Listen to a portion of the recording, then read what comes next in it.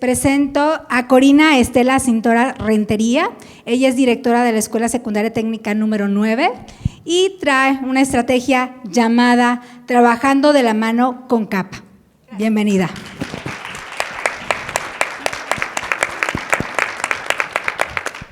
Nuestra siguiente panelista es María Inés Alcántar López. Ella es asesora técnico-pedagógico de la Supervisión Zona Escolar número 50 y su estrategia se llama Comunicación asertiva entre padres e hijos y el impacto en el contexto escolar. Bienvenida, maestra. También tenemos a Sandra Ivette Hernández García, directora del nivel primaria Ramón López Velarde, Urbana 984. El nombre de su estrategia es Educación Socioemocional, un camino posible a través de la resiliencia. Bienvenida. Y bueno, aunque hay equidad, y no por menospreciar, pero bueno, un caballero, el maestro Bernardo Alatorre Muñoz, director de la Escuela Secundaria Foránea número 93, con la estrategia Cuéntame y actúo. Bienvenido.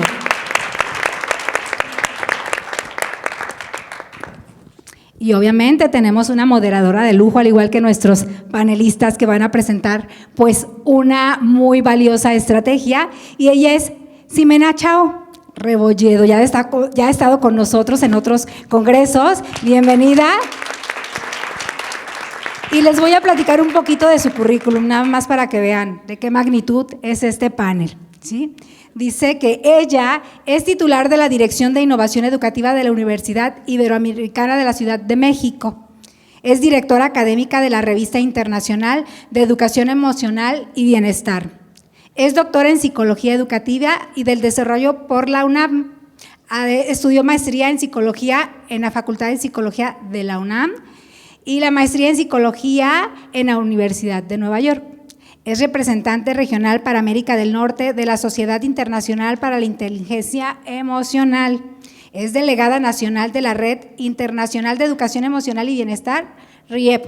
Forma parte del Grupo de Investigación en Docencia y Diseño Educativo de la UNAM. Ha sido asesora de la Coordinación General de Educación Intercultural Bilingüe, de la Dirección General de Educación Superior para Profesionales de la Educación. Y obviamente también ha sido asesora de la Dirección General de Diseño Curricular de la SEP, así como del Consejo Nacional para el Fomento Educativo, CONAFE, y de las agencias de Naciones Unidas, UNESCO y UNICEF. Su campo de investigación abarca el estudio de procesos de enseñanza y aprendizaje, el desarrollo de habilidades cognitivas y socioemocionales, así como la educación para la sustentabilidad y la mediación de las tecnologías digitales en el aprendizaje. Pues bueno, sin más preámbulo, le dejo a nuestros 5 panelistas. Bienvenidos.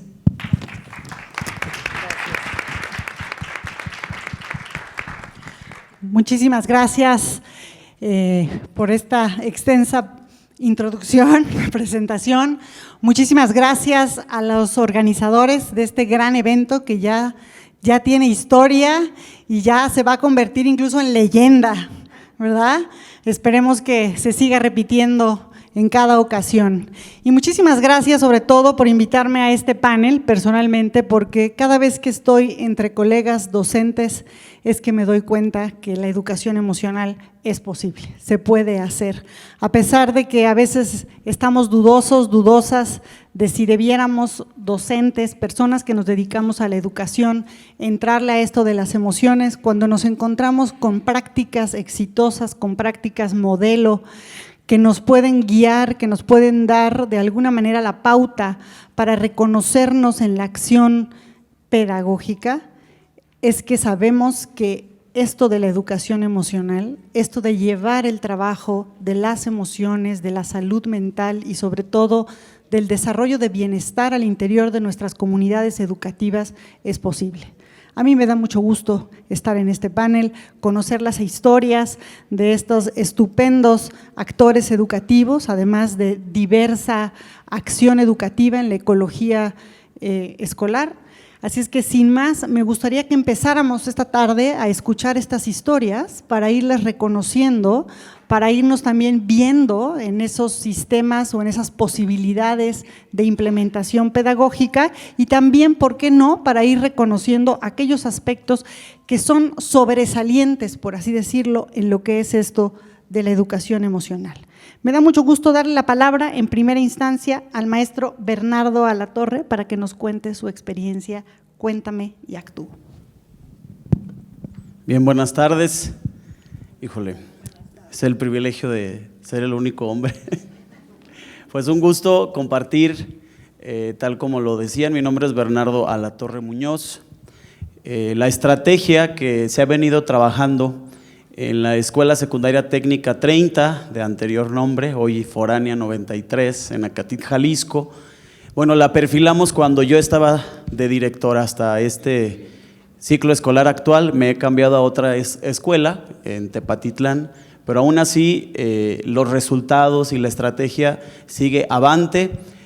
La estrategia se llama así, Cuéntame y Actúo, porque luego de la pandemia y de todo el proceso que se llevó de estar desde casa y luego volver a los contextos escolares y luego la mitad de los muchachos y la otra mitad no, entonces teníamos un conflicto muy fuerte de conocer y reconocer sus emociones y ayudarles a que ellos lo reconocieran.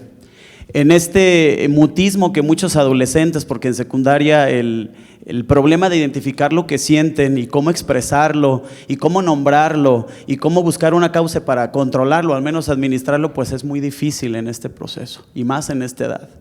Y nosotros identificábamos qué podemos hacer en una escuela chica de cerca de 300 y cacho alumnos, cómo le íbamos a hacer para poder comunicarnos más asertivamente y más cercanamente y con una confianza y calidez que necesitábamos después de la pandemia.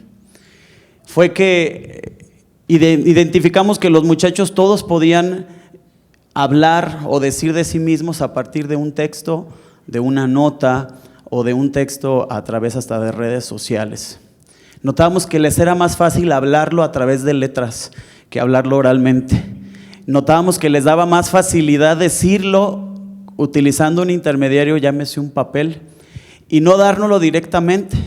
Nos dimos cuenta que colocar buzones en toda la escuela, colocamos buzones en todas las aulas y en áreas comunes. Nos dimos cuenta que era la forma en que ellos se sentían en la confianza de expresar lo que sentían. Así decía el mismo buzón: cuéntame y actúo. ¿Te sientes mal? ¿Alguien te agrede? ¿Tienes problemas con alguien? ¿Hay problemas en casa? ¿Conoces de alguien o alguno de tus amigos necesita apoyo? Cuéntame. Y era la frase que tenían todos los buzones. Los muchachos, bastaba que en la secrecía y en silencio escribieran aquello que les aquejaba o identificaban que a otro le aquejaba. Y esta sinergia que empezamos a hacer a través del buzón fue básica porque nos fue alimentando de todo lo que teníamos que trabajar. Los tutores sí, a las sesiones semanales y lo que hacían, bueno, daban su charla, pero nos dimos cuenta que hacía falta todavía más. ¿Cómo fue perfilándose toda la estrategia? Pues nos dimos cuenta que el buzón era solamente la llave que nos dejaba entrar a este mundo interno de cada uno de los adolescentes de nuestra escuela. La escuela, la Técnica 30 o Foránea 93, repito, había participado ya varios años del Programa Nacional de Convivencia, con las charlas para padres, los talleres para los alumnos, y ya habíamos logrado entender estas 6 grandes competencias socioemocionales, o sea, estas 6 grandes habilidades. Entonces el trabajo fue, ¿cómo le vamos a hacer nosotros para potencializar y dinamizar estas 6 competencias en actividades diarias? Porque la información ya la teníamos, todos los días llegaba al buzón N número de quejas, propias o del otro, que me hacían, que me les hago, que veo que le hacen a otro niño, etcétera. Quejas no solamente hacia el personal docente, sino a ellos mismos, o que incluso en casa. Entonces teníamos ya mucha información. El primer paso que consideramos hacer fue hacer este test que yo creo que todos hacemos al inicio del ciclo escolar, una ficha biopsicosocial. Queremos conocer el contexto de los alumnos, no queremos empezar con solamente una nota del chavo, queríamos como contrastarlo con un contenido o con fuente o basado en un diagnóstico. Después de haber aplicado este diagnóstico con estas fichas que la mayoría de las escuelas hacemos al inicio del ciclo, empezamos a contrastar con lo que había dentro de los buzones y que ya veníamos arrastrando de todo un ciclo escolar. Después de consultarlo con especialistas, pues nos dimos cuenta que el buzón era como nuestro termómetro de lo que íbamos trabajando en el aula, en los talleres, íbamos nosotros modificando las estrategias. Así es que perfilamos nosotros que el buzón nos daba la información, repito, en cada aula e incluso en áreas que no se podía ver. Aunque la escuela tiene cámaras, nosotros colocábamos los buzones hasta en zonas donde consideramos le daba la confianza al alumno depositar algo muy grave. Y bueno, ya se han de imaginar todo lo que depositaban en el mismo buzón. Llegaba la información, la contrastábamos con nuestro diagnóstico biopsicosocial y empezábamos a trabajar. Empezábamos a trabajar y a diseñar las estrategias. Pasaba el mes y veíamos que iba cambiando. Primero mucho bullying y luego a través otros comentarios era sobre contextos de casa, etcétera. Entonces íbamos siendo asertivos con la información que nos depositaban siempre, guardando el anonimato de lo que se depositaba, y esa fue la base, que nunca dijéramos y nunca mencionamos quién era el que depositaba eso, solamente se trabajaba, si era interno del aula o si era general de toda la escuela. Y así nosotros logramos pues con el buzón ir perfilando otras estrategias. El buzón nos dio como brazos, como si fuéramos un pulpo, para ir diseñando otras estrategias de lo que nos iban dando a través de estos buzones. El primero de ellos, pues establecimos, hablando de la regulación emocional, esta otra de las habilidades que tenemos de identificar lo que sentimos, potencializarlo, disminuir o identificar cómo disminuir estas cuestiones negativas. Y entonces establecimos que aunque no había un psicólogo propiamente en nuestra escuela, porque ya conocen, no hay presupuesto. Entonces empezamos a gestionar a través de organismos gubernamentales que nos apoyaran con estos procesos de apoyo socioemocional. A los profesores se nos dotó de un curso de ABC, de primeros auxilios emocionales. Entonces ya nos decían brevemente qué hacer cuando un chico se sentía angustiado, ansioso, lloraba. Entonces ya tratábamos de hacer un confronto, un soporte emocional para regularlo. Entonces nos dijeron como los primeros pasitos de lo que había que hacer. Después de eso nos dimos cuenta que no bastaba el taller, sino que tenemos que tener un espacio en la escuela que le nombramos el lugar de la calma.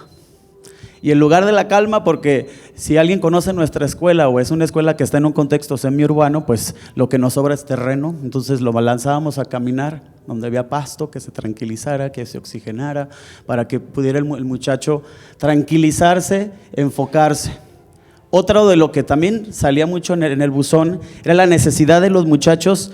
Sí sabían que se valoraban, sabían que la autoestima sí era valorarnos a nosotros mismos, pero la valoración de ellos mismos también estaba pues basado en lo que decían sus familias, el contexto de la familia, de lo que la influencia familiar o del contexto donde vivían, pues también impactaba en su autoestima. Entonces establecimos mensualmente 2 talleres. El taller que se daba con los muchachos en el área de tutoría, todos los tutores diseñaban los materiales para al fin del mes tener esta semana del taller socioemocional, y los temas iban cambiando cada mes de acuerdo a lo que iba saliendo en el buzón. Repito, era nuestro termómetro. También nos dimos cuenta que la valoración de sí mismos también estaba per se de lo que sus familias les decían. A veces nos era tan duro que nosotros reforzábamos a los muchachos, pero llegaban luego a los 2-3 días con la mamá que les había dicho lo peor, o el padre, o el vecino, ya sabrán, ¿no? Entonces nos fuimos forzosos vamos a hacer un taller también para papás. Los papás obreros no podían trabajar, no podían salirse del trabajo, no les daban permiso mensualmente, y nos fuimos a las redes. Entonces mensualmente dábamos la conferencia virtual y empatábamos la conferencia de padres, el tema habilidades de crianza positiva, habilidades de formación en esta parte socioemocional, la versión padres y la versión muchachos. Entonces todos los meses íbamos trabajando así y volvíamos otra vez a nuestro buzón. Repito, era nuestra fuente el buzón para ir cambiando, para ir manejando. El mismo buzón nos advertía que también había conflictos entre los muchachos, me quieren agarrar a la salida, me van a golpear, etcétera, etcétera. Entonces lo que hicimos fue fomentar la empatía y la resolución de conflictos a través de una agenda. Y en la agenda, que nosotros le llamamos punto de valores, no solamente puntualizábamos acciones malas, sino que les dábamos a los chavos, había todo un esquema que los muchachos todos los días podían obtener puntos, pero si eras empático, si comprendías, si le dabas el lugar, si cedías el uso de la voz, si apoyabas a otro compañero, si entendías, si ayudabas a la resolución de conflictos, si el profesor les iba dando puntos. Al final del periodo, el chavo que tuviera más puntos, pues ganaba algo, desde más receso, una convivencia, o en el contexto que estoy hablando, ir al cine, pues no es común allá.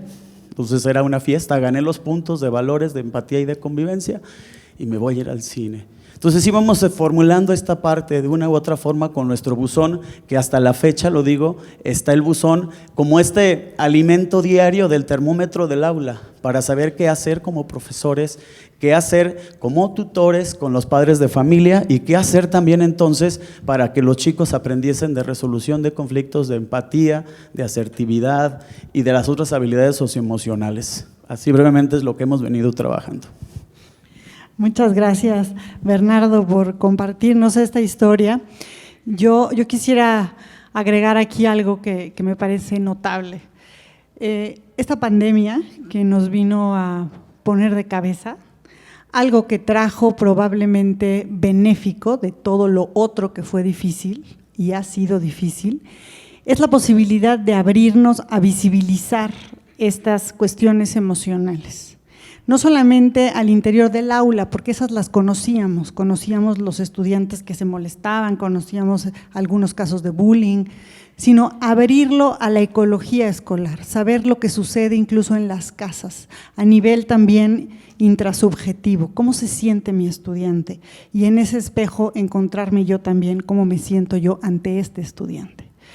Si aprovechamos esta oportunidad de visibilización y la hacemos más grande a través de un diagnóstico abierto, un diagnóstico público, una suerte de plaza pública, pero discreta porque el mundo emocional finalmente es algo íntimo, pero damos la oportunidad de expresarlo, como en este buzón de Cuéntame y Actúo. Le estamos dando una oportunidad y una voz a los estudiantes, pero quizá también a los docentes. ¿Por qué no pensar en un buzón para docentes, desde donde podamos empezar a trabajar y a construir mayor bienestar emocional?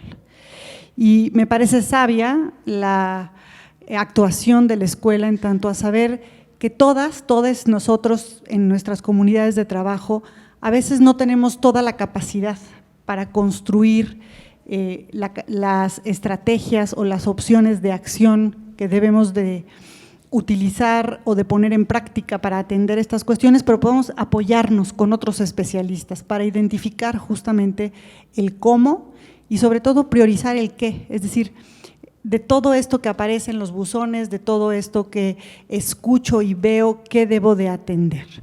Y finalmente, un último comentario, yo celebro también el que se atienda como competencia o como habilidad sustancial la regulación emocional. La regulación emocional sabemos de la literatura científica, que es una de las habilidades. Rafael Vizquerra dice que si nada más pudiera educar una habilidad emocional sería la regulación emocional. Lo vimos con el doctor Aldana, la importancia que tiene aprender a manejar el estrés, aprender a manejar la ansiedad, porque finalmente el no hacerlo deteriora, por así decirlo, el resto de la percepción de bienestar. Entonces, demos la voz a la comunidad. A veces nos da miedo porque no sabemos qué hacer con esa información, pero cuando no tengamos claridad interna al interior de la comunidad, busquemos ayuda. Atrevámonos también a pedir ayuda en tanto a saber que ya no es tabú el que podamos estar en situaciones de vulnerabilidad en salud mental. Se abrió con la pandemia, aprovechemos el momento como lo hicieron en la escuela del maestro Bernardo. Muchas gracias, Bernardo, por compartirnos esta experiencia. Tengo ahora el gusto de pasarle la palabra a la maestra María Inés Alcántar López, quien nos va a presentar esta experiencia que se llama Comunicación asertiva entre padres e hijos y el impacto en el contexto escolar. Sí, hola, buenas tardes. Yo creo que desde el título que, gracias, acaba de presentarlo, como que nos abre muchas opciones, ¿no?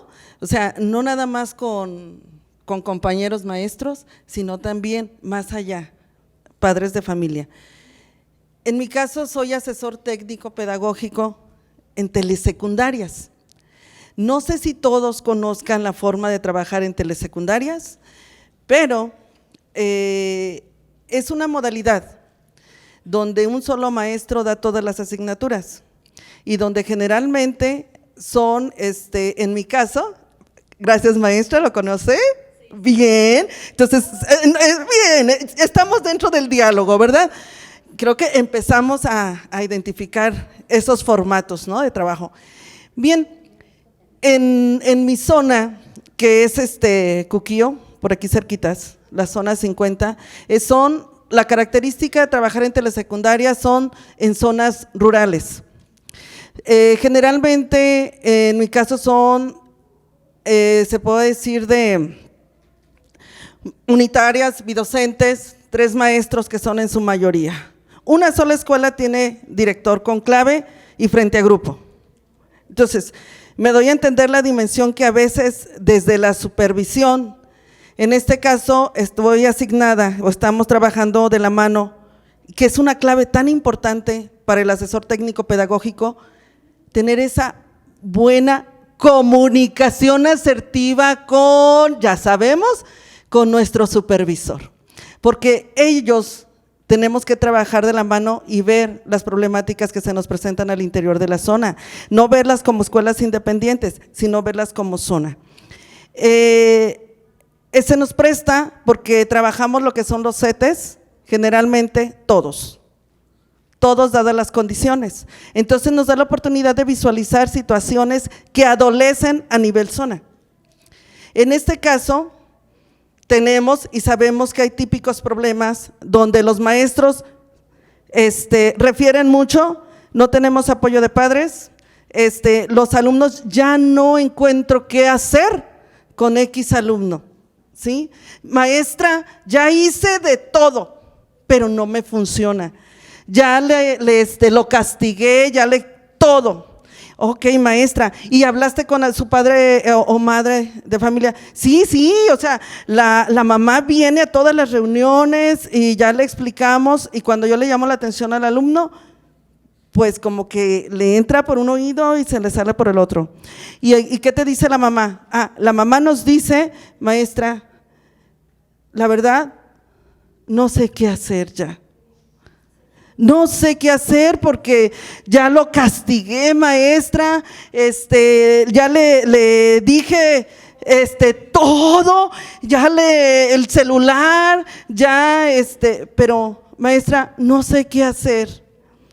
Y la verdad no le quiero decir a su papá, ¿por qué creen? Así es. No, aparte de que le va a pegar, nos vamos a quedar sin él.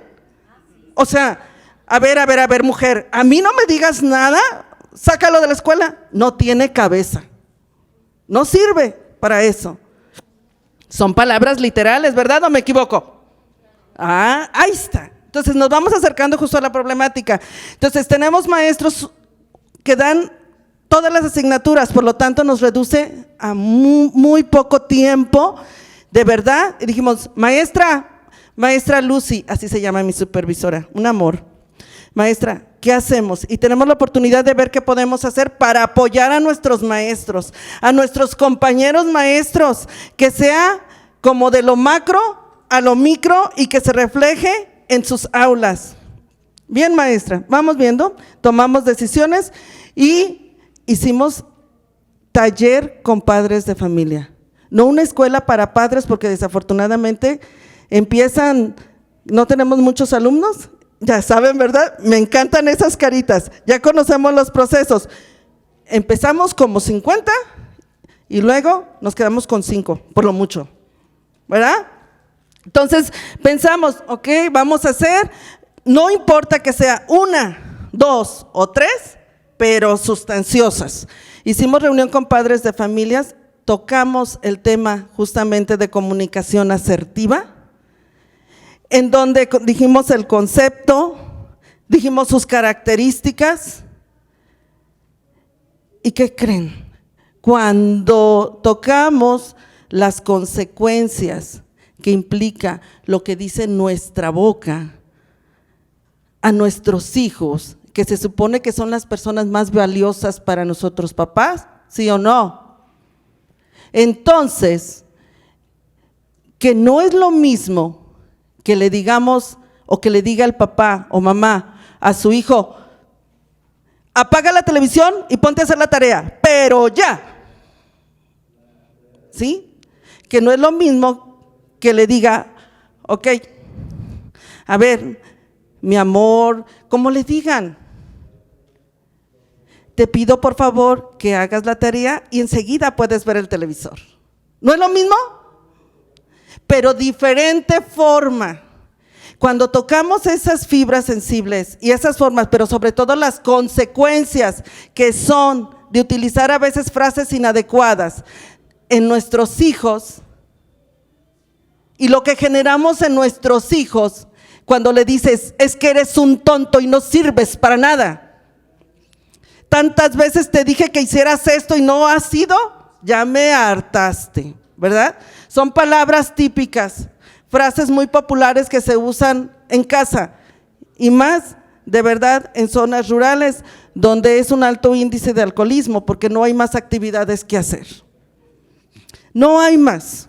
Donde mamá se la pasa viendo la televisión a veces o se van a trabajar al campo igual con los señores de sol a sol. Esa es nuestra realidad en telesecundarias en muchas de nuestras comunidades. Entonces, los papás tienen una gran área de oportunidad cuando les damos, pero tenemos que estar ahí para ellos. Cuando los padres logran entender esto, imagínense el impacto que tienen posteriormente al empatizar con muchas de las acciones que hacen y palabras que hablan con sus hijos, ¿sí? Después de esto, ahora, de ahí si lo trasladamos a las escuelas, ¿cómo van a ser esos alumnos? Y enseñamos también a los maestros, modelamos con ellos también cómo pueden involucrarse con padres y cómo pueden ser receptivos y observadores ante sus alumnos y poder intervenir a tiempo, ¿sí? ¿Y esto por qué? Por ahí me preguntaban, ¿y esto hacen todos los ATPs? No, pero una gran oportunidad, y que yo lo veo como una gran oportunidad, es que tenemos la fortuna de tener una formación. Soy licenciada en psicología y también con una maestría en educación. Entonces, a eso se me ha dado esa oportunidad y se me ha facilitado de alguna manera para apoyar más de cerca a nuestros padres de familia, a nuestros alumnos, que también trabajamos con nuestros alumnos y con nuestros maestros. Y de esa manera poder apoyar y disminuir un poquito esa carga emocional en las aulas día a día. Así que ahí estamos y estamos frente a ellos, solamente hay que observar y ver lo que requieren. Gracias.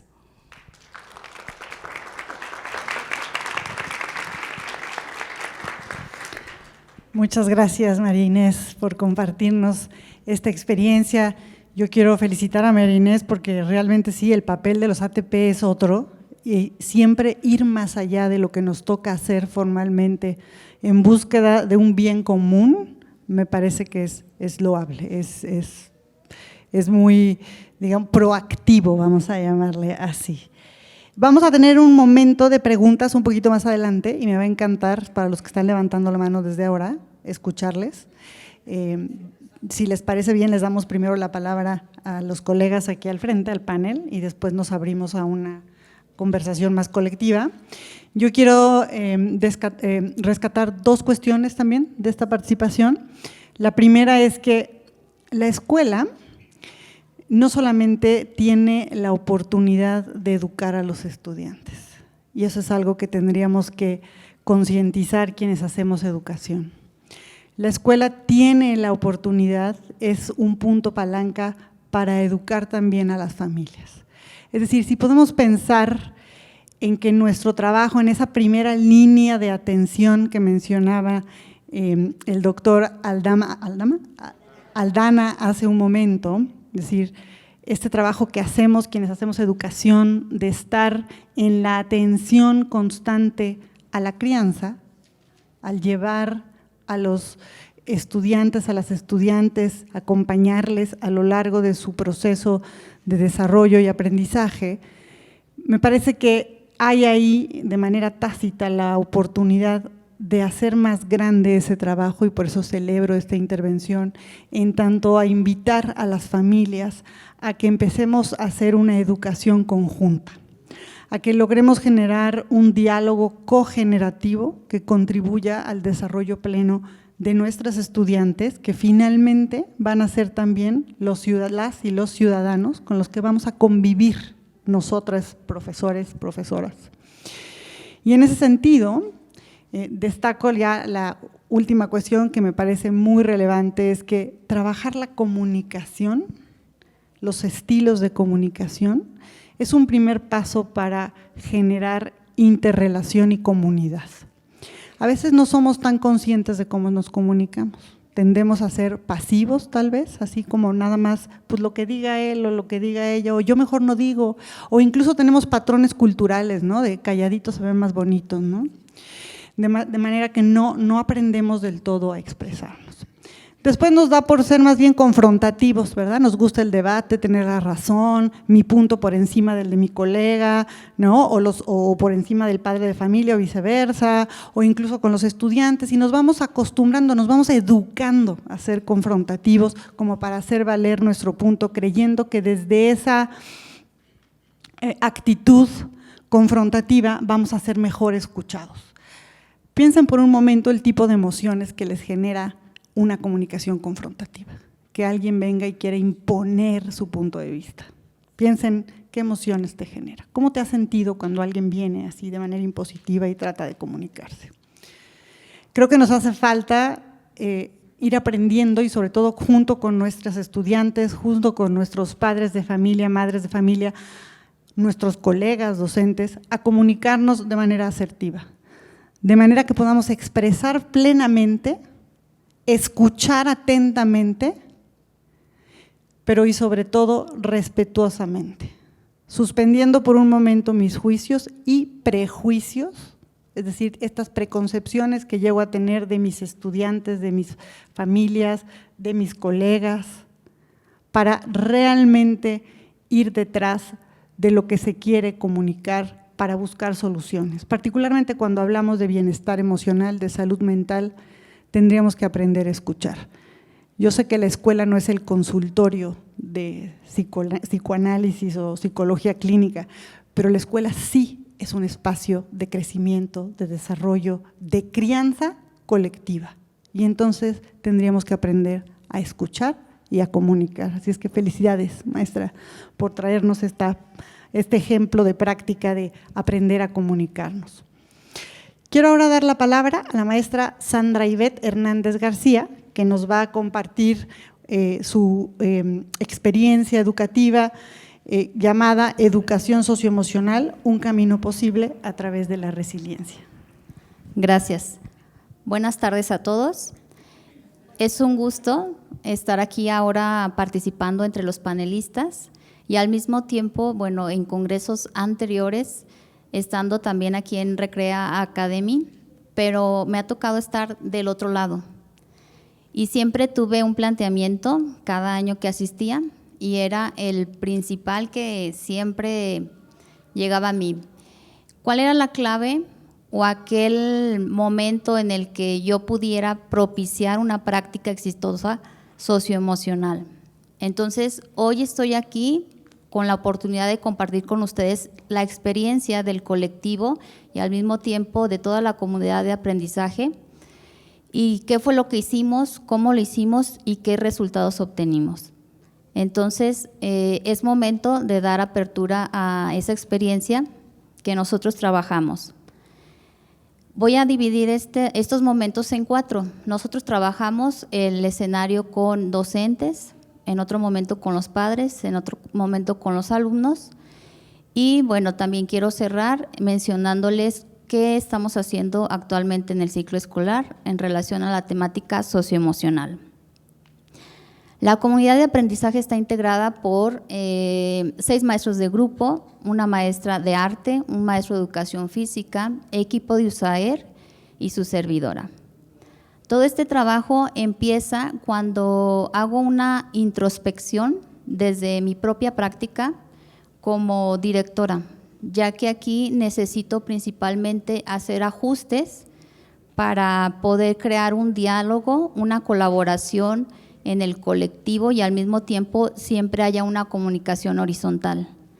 Aprender también que todos aprendemos de todos, aceptar las opiniones de los demás y asimismo que todos podemos proponer y estas propuestas también se pueden llevar a cabo. No siempre soy yo el centro quien genera la participación, sino también crear un ambiente escolar de confianza donde todos participan, teniendo una comunicación asertiva y al mismo tiempo también dejando que tengan autonomía individual, pero con responsabilidad. Asimismo, también valorar cada una de las oportunidades que tengo para atender esas demandas de los maestros, del colectivo, también las propias, pero entender principalmente que es por un bien común.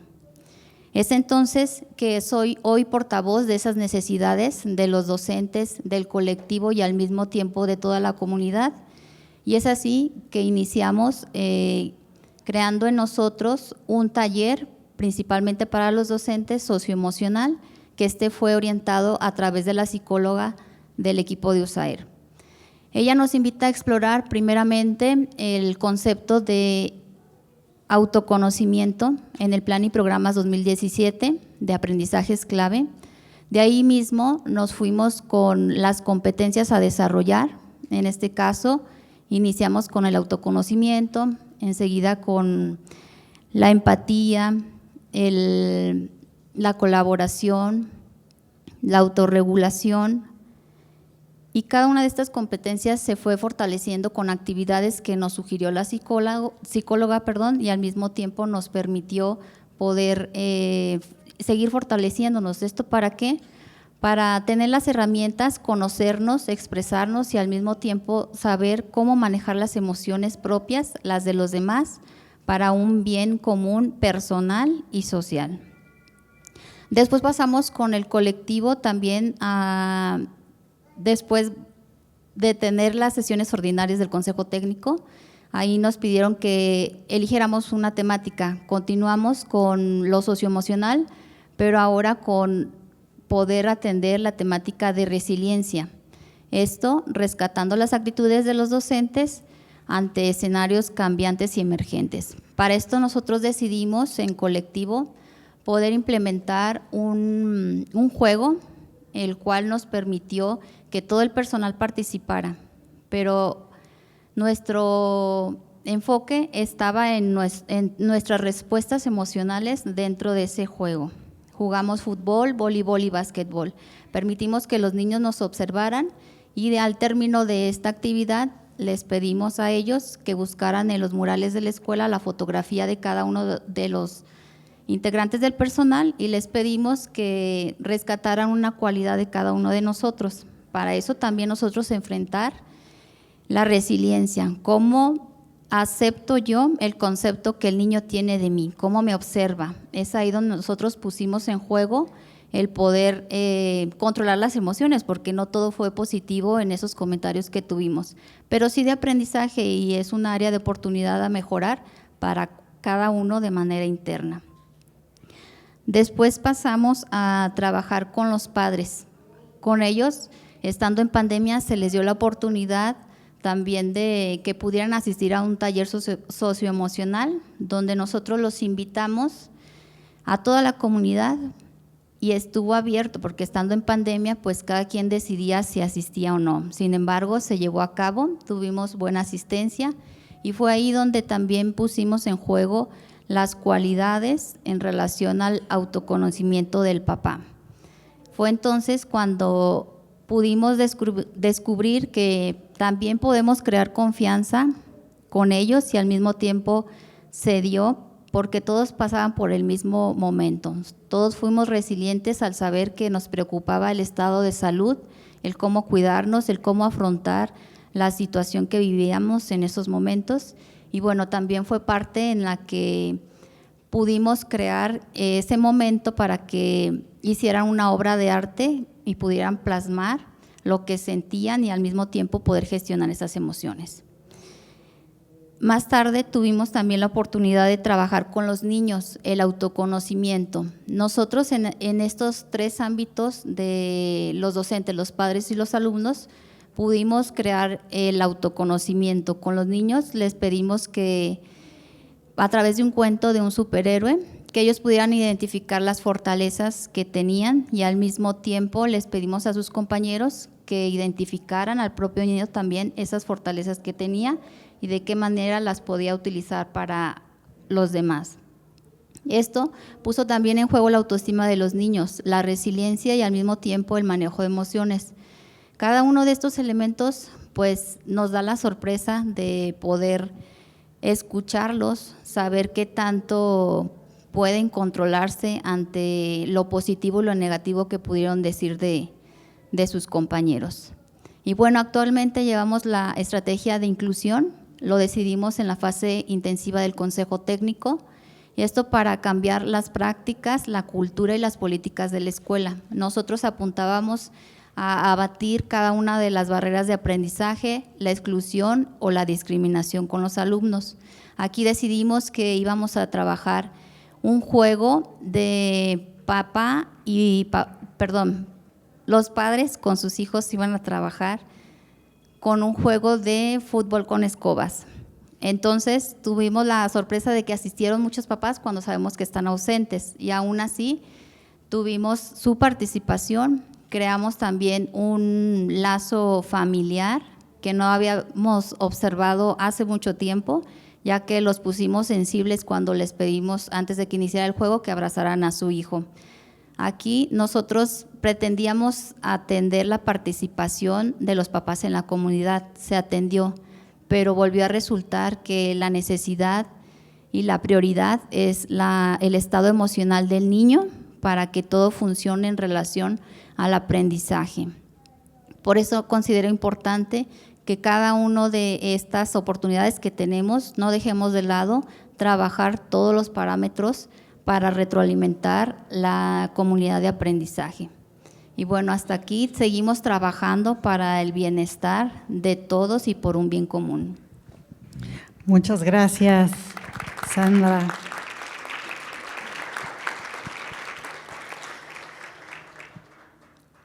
El trabajo de un líder, cuando nos ponen en la dirección de algo, me parece que es, en primera instancia, mirarse a sí mismo.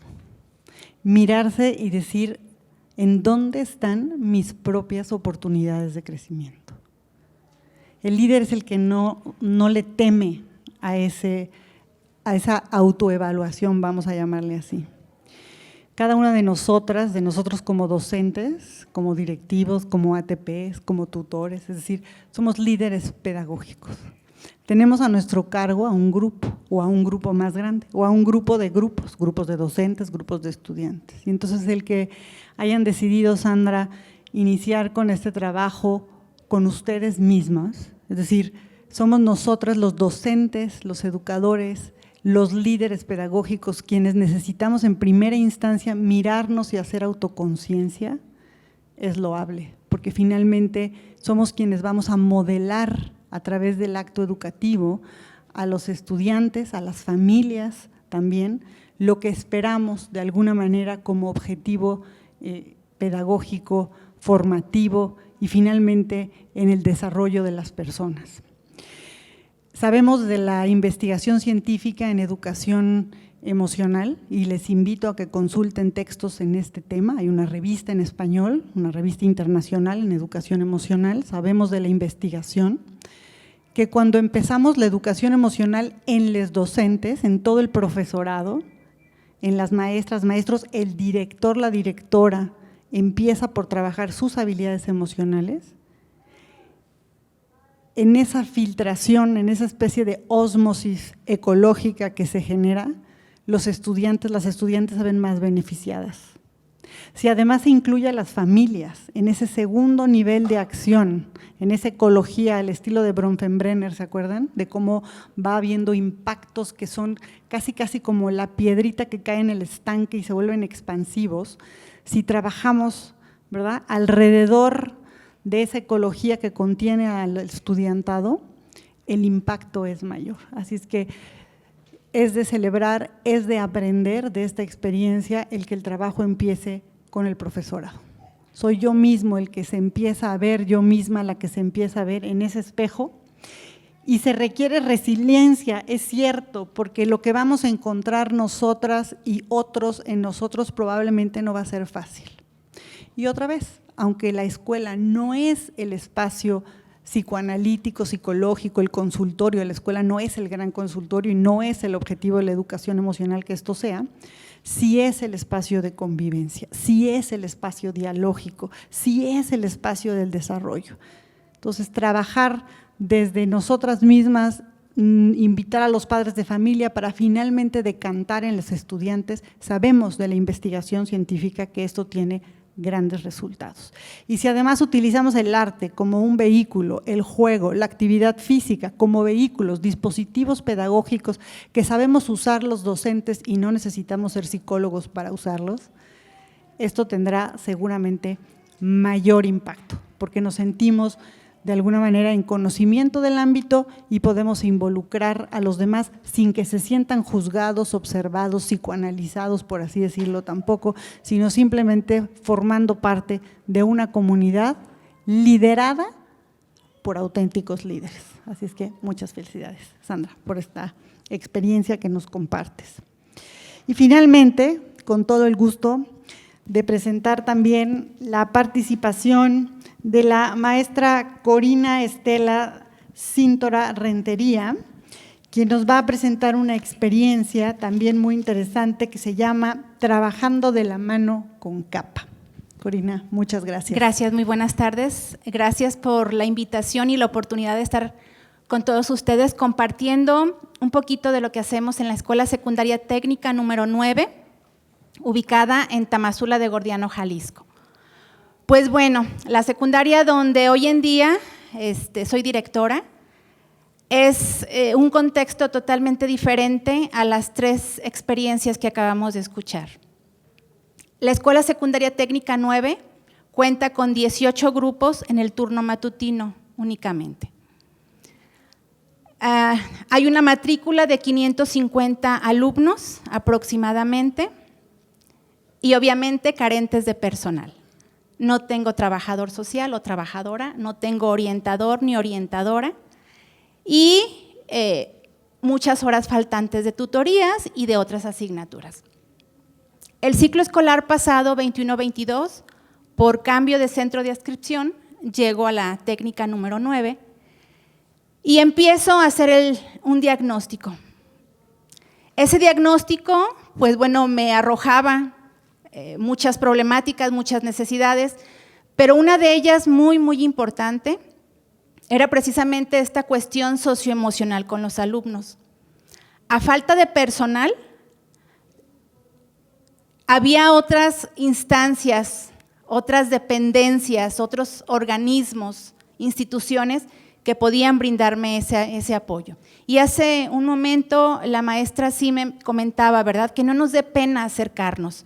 Siempre hay una dependencia, una institución estatal, gubernamental, gratuita, que tiene objetivos por cumplir y que eso nos sirve a nosotros, porque al ellos cumplir su objetivo, nos brindan el apoyo. En el caso de la técnica 9, nos tomamos de la mano de CAPA. CAPA es el Centro de Atención Primaria en Adicciones. Tamazula de Gordiano, por su ubicación geográfica, tiene la necesidad imperiosa de trabajar desde tempranas edades temas sobre adicciones.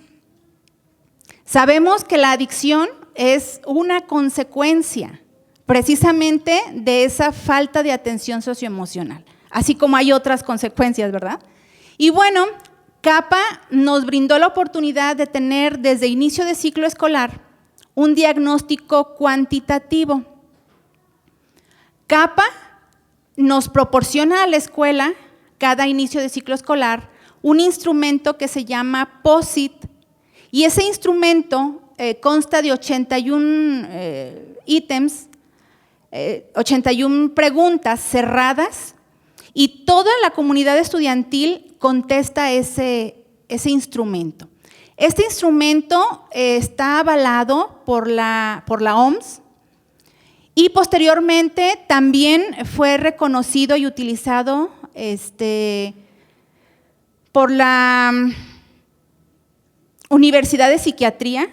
Es decir, es un documento que está valorado y que da resultados precisos. Este instrumento nos evalúa 7 ámbitos, 7 aspectos. Conductas delictivas agresivas, el uso y abuso de sustancias, la salud mental, el interés laboral, las relaciones familiares, las relaciones con amigos y el nivel educativo. El año pasado, 550 alumnos contestaron este tamizaje a inicio de ciclo escolar y un mes después, CAPA nos tenía los resultados, en donde definitivamente en todos los grupos, la gráfica que sobresalía de todas era salud mental. CAPA nos proporciona a la escuela un listado de alumnos y alumnas específicamente con los factores de riesgo. Y cuando digo factores de riesgo no significa que los niños ya son delictivos agresivos, sino que hay tendencia, hay un riesgo si no se atiende a que el niño en un futuro pueda llevar a la práctica estas acciones. Tuvimos la intervención de 129 alumnos del total de 550 que tenía matriculados. Y bueno, CAPA nos apoya con la primera intervención, que es una asesoría individual. Nos comunicamos con padres de familia y quien decida de manera voluntaria aceptar este apoyo, CAPA mandó a 2 psicólogos el año pasado y empezaron a intervenir con estos chicos. Esta primera entrevista con los niños verifica, o sea, corrobora o saca de la lista a aquellos alumnos que efectivamente no demuestran ese riesgo, ¿verdad? Porque puede ser que sí, a la hora del tamizaje el niño se ponga sí, no, y que esté jugando, pero a la hora de la primera entrevista CAPA verifica que efectivamente sí tiene conductas de riesgo. Bueno, se intervinieron en la primera asesoría con CAPA y ahí CAPA identifica si no hay un riesgo mayor, nos apoya, nos guía, nos capacita para poder crear una red de apoyo con estos estudiantes. Los alumnos que CAPA identifica que corren un riesgo mayor, nos notifica, avisamos a padres de familia y son atendidos de manera externa ya en las instalaciones directamente de CAPA. Entonces, el trabajo de CAPA con la escuela va precisamente en lo preventivo, ¿verdad? Después de la primera sesión individual con el chico, tenemos actividades relacionadas a campañas. Utilizamos cualquier pretexto, puede ser un evento deportivo, un evento cultural, un encuentro de la salud, y CAPA va y se instala stand donde proporciona a los niños información. Ellos pueden acercarse de manera libre a expresar qué es lo que necesitan. Tuvimos también talleres para padres. No nada más nos apoya CAPA, también nos apoya USAER. Asimismo, la capacitación del personal de apoyo a la educación, que son el personal de prefectura, con talleres de autoestima. Finalmente, trabajamos durante todo el ciclo escolar y en el mes de junio se vuelve a aplicar el mismo instrumento que se llama POSIT y obtuvimos resultados bastante satisfactorios en 4 de los 7 ámbitos. ¿verdad? Que fue en uso y abuso de sustancias, en salud mental, interés laboral y en conductas agresivas delictivas. Sin embargo, también nos da resultados mínimos en relaciones familiares, relaciones con amigos y en nivel educativo. Entonces, a pesar de que fue un diagnóstico al finalizar el ciclo escolar, nos sigue dando indicios de que es el diagnóstico para el nuevo ciclo escolar.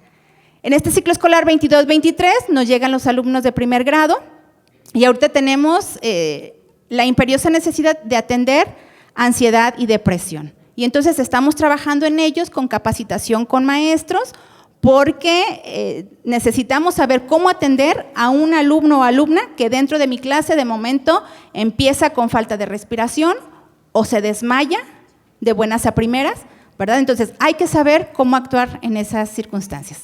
Muchas gracias.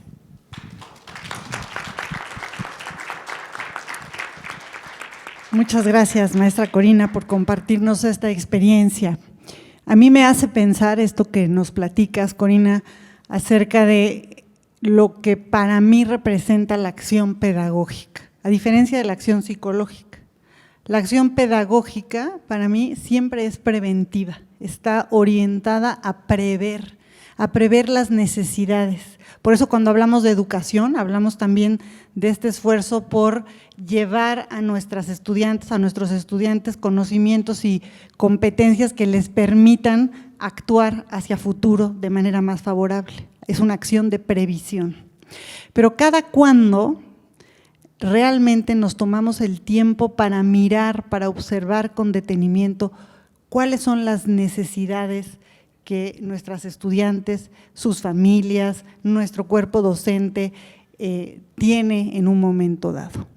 Las acciones diagnósticas, como las que se emprendieron desde esta escuela que lideré a Corina, son acciones que nos permiten justamente prever, atender cuestiones que de no hacerlo podrían desembocar en una situación más terrible, y ya nos platicas que es una situación difícil, altamente aflictiva por la zona probablemente en donde se encuentra la escuela, pero también porque vivimos tiempos complejos. Este país vive tiempos complejos de salud mental, de salud en general, pero este mundo vive tiempos complejos también. Y entonces no es de extrañar que nuestro estudiantado se encuentre viviendo situaciones que vulneran esa percepción de bienestar y hacia los cuales tendríamos que estar atentas y atentos, haciendo diagnóstico, no para etiquetar, no para decir quién está bien, quién está mal, a quién mando al psicólogo, ¿verdad? Sino realmente para emprender la acción pedagógica que me va a ayudar a prevenir. Me puedo encontrar en situaciones, en ese diagnóstico, que requieran más que una acción pedagógica. Ahora viene la acción psicológica, es decir, ahora ya necesitamos atender una problemática que está ahí y que a lo mejor no se encuentra en un individuo, sino en un grupo de personas, y que necesitamos establecer acciones que justamente atiendan la problemática para que ésta no crezca, por un lado, pero que también atiendan de manera preventiva a la población circundante, es decir, al resto de la comunidad educativa. Entonces yo les invito, y aquí es loable de destacar, primero que tengamos esa mirada preventiva, esa mirada pedagógica, mirando, diagnosticando, pensando que la palabra diagnóstico no es médica solamente, tiene que ver con esta posibilidad de anticipar, ver anticipadamente para tomar acción, y finalmente que cuando tengamos una valoración del contexto de las personas, de las necesidades y retos, emprendamos acciones a todos niveles. A mí me parece que el panel que nos compartió sus experiencias hoy nos muestra primeramente la importancia de dar la voz, observar, diagnosticar, buscar en dónde puedo hacer prevención, y en segundo término también lanzar la acción pedagógica en distintos niveles. El nivel general para toda la comunidad, el nivel más particular para aquellos grupos más vulnerables y el nivel individual. ¿Quién es esa persona, esa docente, ese estudiante, esa familia que quizá requiere una mirada mucho más cercana, un seguimiento mucho más puntual, de tal suerte que podamos ir construyendo una comunidad con mayor bienestar? Yo les quiero agradecer a todas mis colegas, docentes, Bernardo, que nos compartieron estas experiencias que se abren como una posibilidad para que aprendamos nosotras también como docentes, como profesionales de la educación, que podemos hacer educación emocional desde nuestras comunidades, que podemos ir más allá del aula también a trabajar con nosotras mismas como docentes y con nuestras familias, de tal suerte que el impacto, bueno, pues sea, como decíamos, exponencial, ¿verdad? Que se extienda por esa ecología escolar, porque finalmente la escuela es el centro de la educación, no solo de los estudiantes, también de nosotros y de las comunidades en donde se encuentra esa escuela. Y ahora sí, me gustaría pasar el micrófono al público, si nos ayudan, para que si hubiera alguna pregunta, una inquietud, por ahí había una mano desde hace rato, aquí hay otra mano, acá atrás había una manita desde hace rato que se estaba adelantando, acá hay otra manita, para que sigamos compartiendo y dialogando con las colegas que nos presentan sus experiencias exitosas. Buenas tardes, muchas felicidades a todos por sus estrategias. Yo siempre he creído que somos alma y cuerpo y que si no tratamos esa parte que es la espiritual o la emocional, como le llamamos aquí, es muy difícil que un niño logre aprender. Ojalá que exista un sitio donde podamos acceder a cada una de sus estrategias. Si no lo hay, ojalá se pudiera implementar, porque faltó, yo creo que de cada una, conocer más a fondo cómo lo llevaron a cabo, porque creo que hicieron más de alguna cosa y omitieron en esta ponencia muchísimas otras cosas. Entonces, ojalá se pudiera dar este sitio, pues, o este lugar donde podamos acceder, y si existe, pues nos lo hagan llegar a conocer. Muchas gracias. Ya una manita. Buenas tardes. Es un placer ahora sí que escucharlos a todos y a cada uno de ustedes. Yo tomé una maestría en Ciencias de la Educación Familiar aquí en Guadalajara y también vimos el tema de la resiliencia, y déjeme decirle que su zona donde usted trabaja tiene el privilegio de tenerla a usted como psicóloga, porque no todos entienden a veces cuando no tienes la preparación a tu personal, a tus niños, y entonces eso da la apertura, la oportunidad. Yo también tengo la fortuna de tener una inspectora que trabaja, ella tiene el título de trabajadora de educación es de USAER, pero ella con ese apoyo nos ha dado temas de resiliencia, nos ha dado en los CETES, terapias para relajación y todo eso, y nos ha dado también cursos de conocimiento de la educación socioemocional. Y en lo particular, yo he dado a los padres de familia también un taller donde yo dije, bueno, a los niños yo les digo, pero los papás no saben, entonces empezamos desde los papás para que ellos también ayuden a los hijos, trabajar en equipo, el maestro, el estudiante y el padre de familia, porque si no, no se puede, o sea, sí tendría logros, pero no significativos. Entonces empecé un taller y como dice la maestra, empecé con muchos y terminé con 5, pero sustancioso, porque el que se quedó fue porque realmente le interesaba y quiso y ayudó a su hijo, y eso para mí fue satisfactorio. Lástima que no tengamos un psicólogo por escuela que pueda captar todas como el maestro que tiene que tuvo el buzón de no me acuerdo, que tuvo el buzón puedo decir, de las emociones. Ese buzón es muy importante, también lo hemos manejado en escuela, porque ahí puedes rescatar cómo se está sintiendo, como dice el termómetro de la escuela, y poder intervenir. Y a veces nosotros, los maestros, queremos ser de todo, queremos ser psicólogos, neurólogos, terapeutas y bueno, y orientadores y todo queremos hacer, pero a veces no nos permite el tiempo. Ojalá que la Secretaría nos facilitara un psicólogo por escuela que nos pudiera ayudar.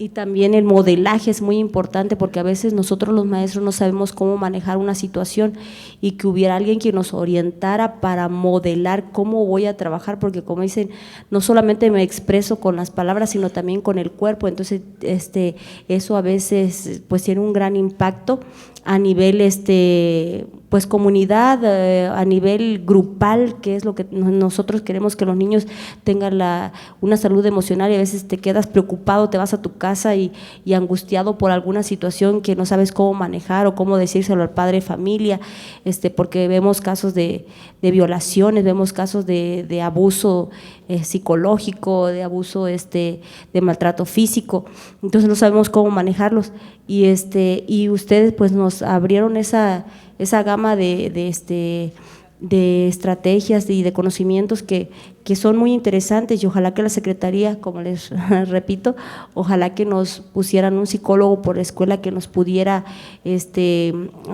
pues apoyar y orientar a estos niños que requieren eso, y también a nosotros los maestros, que como dice el doctor Aldana, nosotros también tenemos una presión psicológica demasiado tremenda, porque manejamos muchas cosas aquí en el CPU, nuestro cerebro, y no es fácil, y les agradezco mucho a todos ustedes por lo expresado. Gracias. Gracias. Referente a su comentario, hay una sugerencia. El Centro de Integración Juvenil tiene por ahí muchos cursos en línea para los que vienen de fuera. Entre ellos está los primeros auxilios psicológicos para las escuelas justo que no tienen psicólogo, o los prefectos, que de alguna forma también son los que directamente tienen el contacto con los chicos en una crisis. Está ese curso de primeros auxilios psicológicos. Digo, lo ideal sería vivenciar ese curso, pero bueno, aprovechar los recursos que de momento se tienen. Entonces, pues es una sugerencia para quien le pudiera beneficiar. También el mismo Centro de Integración Juvenil virtualmente, en el caso de secundarias, tiene un curso para prefectos donde ayuda a identificar consumo de drogas o qué alumnos presentan ciertas características, y se pueden incluso hasta certificar los mismos profesores en estos cursos. Tienen una certificación para que trabajen en las escuelas. Yo lo conozco en secundarias, desconozco si también se da en otros niveles por el tipo del alumnado de secundaria. Hola, buenas tardes. En mi caso, yo soy psicólogo de una primaria, pero es por parte, no de secretaría, trabajo yo por mi parte, porque en mi pueblo veía toda la situación por la que tenía que atravesar desde padres de familia, desde cambiar las mentalidades, el simple hecho de que los papás les daba pena venir a acudir conmigo, el decir, psicólogo, quiero que me trate, pero no quiero que mis vecinos noten que yo estoy con usted. Entonces, era batallar y cambiar ese chip en cada persona. Hoy me llevo muchas estrategias de ustedes para conmigo, el cómo trabajarlo.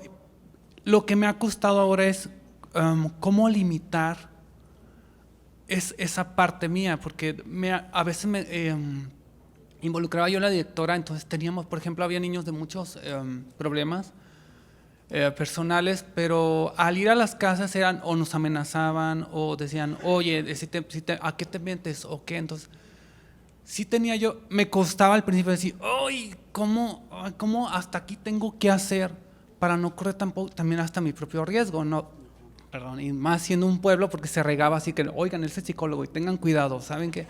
Entonces ya me veían como un demonio, entonces… El diablo parado. Justo, entonces ahora ya me cuesta aún así limitar. Me gustó la parte del buzón del buzón, y lo voy a implementar. Vamos a ver cómo me va a funcionar a mí esto, y también dar pues me ha costado que los papás poco a poco se acerquen, pero sí me gustaría saber qué tanto me puedo limitar o qué tanto puedo o no, sin que yo correr de algún modo un riesgo. Sería todo. Creo que sonaba como a pregunta, ¿verdad? Sonaba como a pregunta, entonces no sé si mis colegas aquí quisieran dar una opinión. Bueno, profe, justamente trabajamos nosotros en comunidades así de pueblos pequeños, ¿no? Donde debes de tener mucho cuidado con la información. Justamente nosotros iniciamos para aperturar este proceso de trabajo con padres. Primero hicimos una asistencia, son 10 escuelas en mi zona. De esas 10, un cierto porcentaje de cada escuela primero acudió a la primera a la primera reunión que hicimos.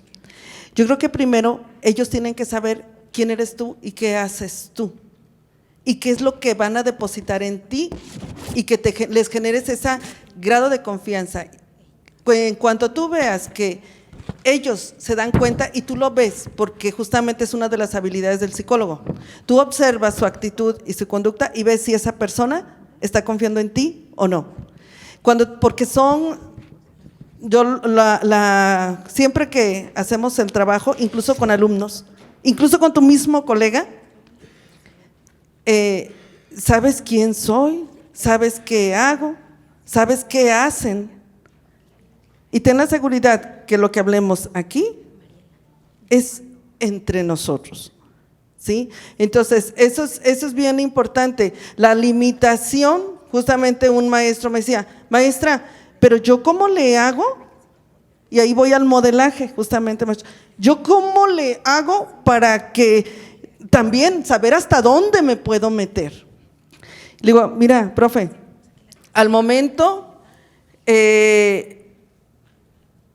de tratar temas, cualquier situación con un padre de familia, siempre cuida lo que tú vas a hablar con él, que no implique el juzgar o hablar de alguien más, que te pueda meter a ti mismo en un problema después, ¿sí? Porque entonces posteriormente va a ser el rechazo, no vas a generar esa confianza y esa cercanía.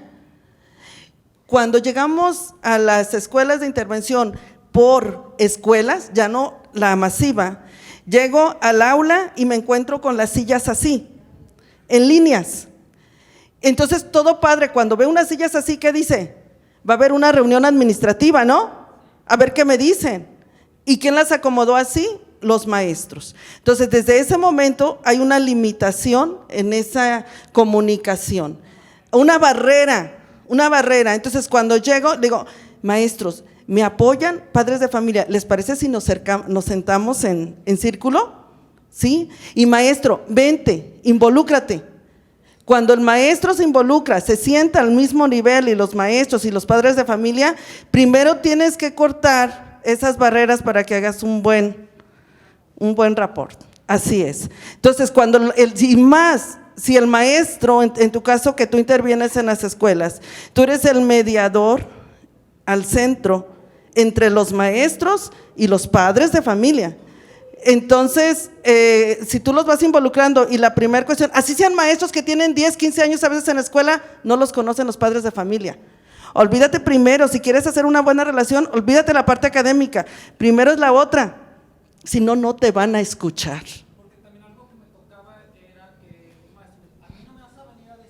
Así es.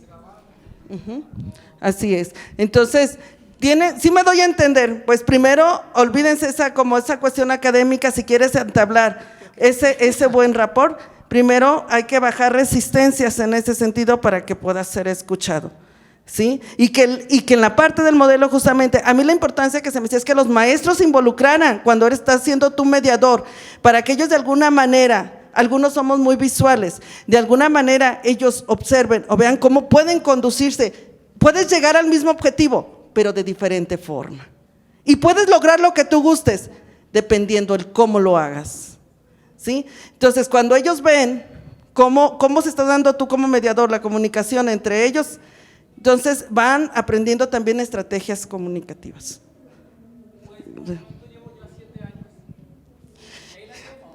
Y vas bien.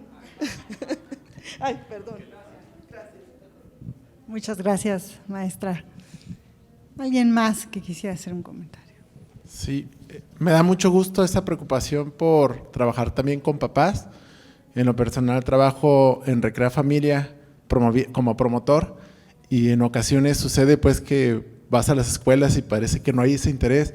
Y he estado escuchando bastante que hacen una intervención con los papás y eso me da mucho gusto porque no depende pues del promotor, ¿no? Sino que hay un interés auténtico por mejorar esa educación emocional y esa intervención. Entonces, pues no tengamos miedo, hay instituciones, hay un material también, si ustedes googlean Recrea Familia, también hay material y pues se puede buscar y eso es importante, ¿no? Cómo se suma. Y creo que eso pues me da mucho gusto, pues, porque también pues hay un interés y hay formas distintas de intervenir, y también son gestores bien interesante. Me encantó que buscan pues algunas instituciones como apoyo. Eso creo que está interesante, y pues también está la plataforma también de Recrea Familia. Me ha tocado pues como promotor estar en las escuelas y a veces parece que tenemos miedo, ¿no? También a intervenir con papás o también trabajar con ellos. Yo creo que es algo padre poder hacer equipo con ellos y que no tengamos miedo, sino que los invitemos a sumarse, ¿no? Y pues eso es importante y me da gusto. Muchas gracias. ¿Alguien más que quiera compartir?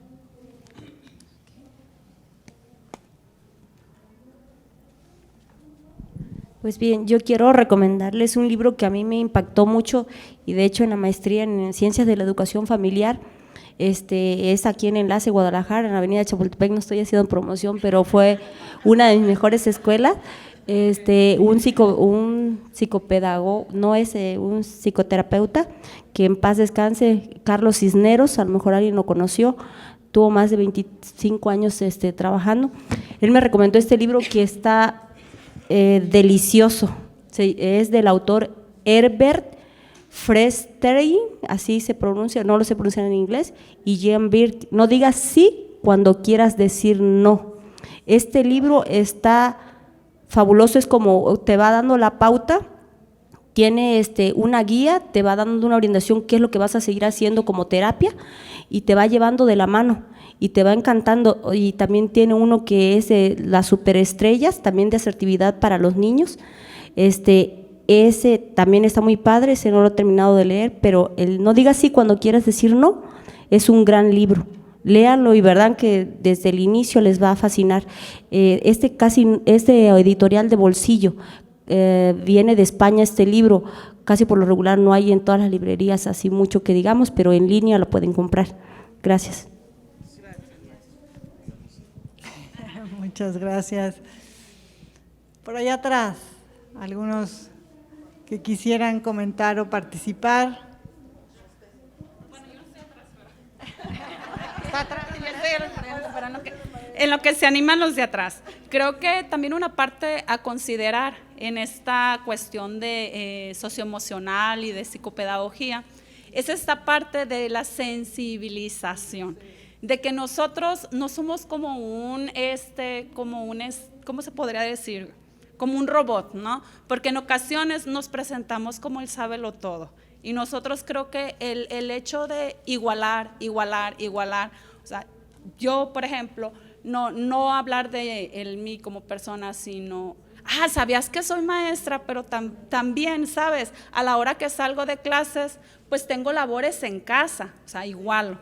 Seguramente en casa tu mamá sale a trabajar igual que yo, solamente que tiene una actividad diferente tal vez a la mía, ¿no? Seguramente en casa tienes hermanos, ¿sabes? Yo tengo una familia, entonces igualo.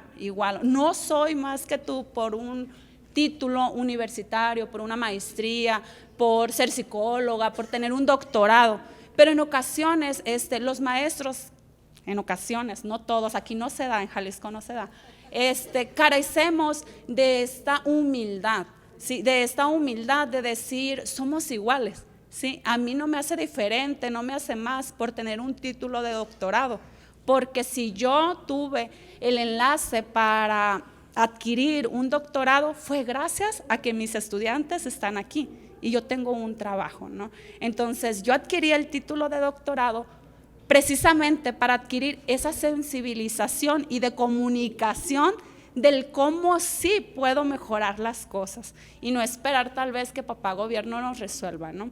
Que si nos encantaría tener una escuela con infraestructura, wow, claro que sí, que si nos encantaría tener una escuela con todos los recursos humanos y materiales que quisiéramos tener y que carecemos. No solamente yo trabajo con adolescentes, que estamos igual que los adolescentes, adolecemos de muchas cosas en lo material, pero entonces practicar esta técnica yo les digo a mis chicos, les voy a hacer un regalo, vamos a buscar el sexy, no el sexy de sexy, no, set con T, cómo sí podemos hacer las cosas.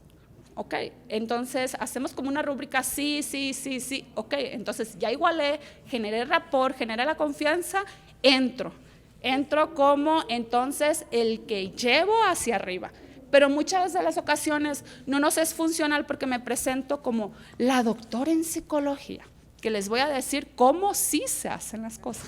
Entonces, si nos presentamos como esta parte humana, al igual que tú, yo también fui en algún momento adolescente. Seguramente se me ha olvidado cómo crucé esas etapas. Seguramente no había internet, no había celular, pero te aseguro que en ese momento también adolecí de muchas situaciones muy parecidas a las tuyas. Entonces, ahí es donde creamos el verdadero impacto de la empatía. Sí, yo también pasé seguramente por lo que estás viviendo y en este momento qué hermoso es que alguien te quiere escuchar. Entonces entra el cuéntame que yo actúo. Es lo empatía y sensibilización. ¿Mande? Sí. Muy bien, pues vamos cerrando este encuentro. Yo quiero decirles que parte de lo que tendríamos que trabajar como docentes a lo mejor son justamente este tipo de encuentros, donde pudiéramos dialogar, aprender entre nosotros, hacer comunidad de aprendizaje entre quienes hacemos educación. No necesitamos, como dice la profesora, saberlo todo de todo, simplemente necesitamos tener la disposición y la apertura para preguntar, para dialogar, para cogenerar con mis colegas docentes. Yo quiero decirles para cerrar esta mañana 3 cosas. La primera, que México es un país pionero en llevar la educación emocional a las aulas. No existe en el mundo, aunque no lo crean, otro país hasta hoy que trabaje o que haya intentado llevar en su marco curricular la educación emocional. Se están pasando leyes en todos los países de Latinoamérica, casi, Argentina, Chile, Uruguay, para que se incluya la educación emocional, porque sabemos que es una necesidad, no es una moda, no es una tendencia, no es algo que era curiosito. Esta pandemia destapó la verdadera necesidad de llevar a la educación esto que somos en nuestro núcleo más íntimo, seres sentipensantes, en ese orden, sentimos, ¿verdad? Y de ese sentimiento surge un pensamiento. Entonces, trabajar las emociones es parte natural del proceso educativo y sobre todo del proceso de aprender. Después quisiera decirles también que abrirnos a esta posibilidad de dialogar, de reconocernos en nuestras prácticas. Celebro la propuesta de hacer un sitio web o un libro o algo que pueda capturar, reconocer, recopilar estas prácticas que nos van enseñando, de las que vamos aprendiendo conjuntamente para ser mejores en lo que hacemos en términos de educación. Y finalmente les invito a ser valientes como mis colegas, ¿verdad? Aprender a mirar hacia adentro, pero también pedir ayuda hacia afuera. Les invito a ser asertivos para que puedan hacer de sus comunidades también comunidades asertivas, a reconocerse en sus limitantes, pero también en las oportunidades que tienen para brindar al otro esta posibilidad de desarrollo. Y finalmente les invito a que le den la voz a la comunidad educativa, como han hecho también mis compañeros, a que puedan aprender a reconocer desde la voz de los estudiantes, las familias, los docentes y también a través de diagnósticos expertos, qué es lo que está pasando allí en esa comunidad en la que yo habito, cohabito, comparto con otros y que finalmente se nutre de estas acciones que emprendemos en conjunto. Eso es hacer educación. Muchísimas gracias a todas, a todos en este panel, a todas y a todos ustedes que participaron en esta conversación y les deseo se lleven muchos aprendizajes de este encuentro Recrea, de este 5º Congreso Internacional de Psicopedagogía, para que sigamos haciendo en conjunto educación en este país al que queremos tanto. Muchas gracias.